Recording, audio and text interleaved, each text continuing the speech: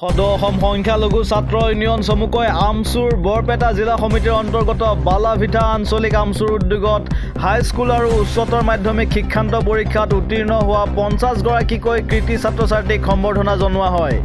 বালাভিটা আঞ্চলিক আমচুৰ সমিতিৰ সভাপতি ৰাইফুল ইছলামৰ সভাপতিত্বত দিনৰ 3 বজাত উত্তৰ বালাভিটা NC মণ্ডল এম ই স্কুলত অনুষ্ঠিত হোৱা উক্ত সম্বৰ্ধনা অনুষ্ঠানত উপস্থিত থাকে বৰপেটা জিলা আমচুৰ সভাপতি আব্দুল জুব্বাৰ আলী, কাৰ্যকৰী সভাপতি মুস্তাফা বাহাৰুল হক, সাজিদ ইছলাম, সানিদুল ইছলাম, শাহাৰুল ইছলাম, জয়নাল আলী, আবু বক্কৰ সিদ্দিক, আসুৰ উদ্দিন, আব্দুল মান্নান, শৰীফুল ইছলাম, বাবুল ইছলাম, ইলিয়াছ আলী, মুনছেৰ আলী সমন্বিতে বালাভিটা অঞ্চলৰ বিশিষ্ট ব্যক্তিসকলো উপস্থিত থাকে। News desk report, any Assam 24/7। যাতে তোমালোকে নিজৰ ভৱিষ্যতক নিজে নিজৰ কথা চিন্তা কৰি সমাজৰ কাৰণে কেনেকৈ আগুৱাই যাব পাৰা, সমাজৰ কাৰণে ভাল কিবা এটা কৰিব পাৰা, এইটো চিন্তা কৰা। আজিকালি জানা যে আজিকালি সমাজ বহুত আগতকৈ ডেভেলপ হৈ গৈছে। এটা সময় এনেকুৱা আছিল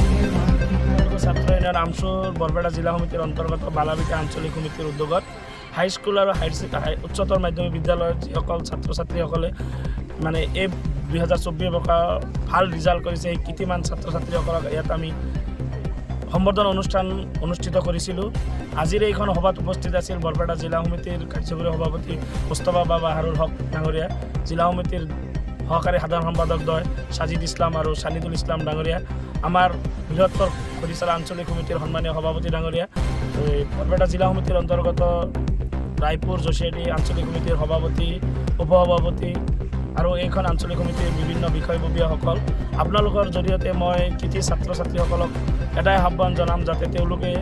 2024 বৰ্ষৰ হাইস্কুল আৰু উচ্চতৰ মাধ্যমিক বিদ্যালয়ত যিখিনি ৰিজাল্ট কৰিছে,